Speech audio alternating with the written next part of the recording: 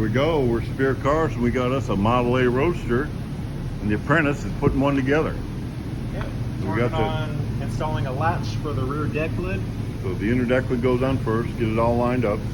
Pretty much we'll cut this out to fit. You're giving away our secrets here, you know. Yeah. Then the latch bolts into that. Oh, there's a latch right there. Let's go So in it'll there. bolt in like that. Then there'll be a cable that goes off of that, holds it. Then you can see on the bottom of this, that's where the striker goes. Pretty much. It'll go up into that. And you know, you got to be careful. Is you got the angle of it swinging down. That's kind of why that's at an angle to it there. As it swings in, you want it to go into your latch straight. So next step on this is get the deck lid latching, and then it's just a matter of bonding the outer skin to it. And there you go.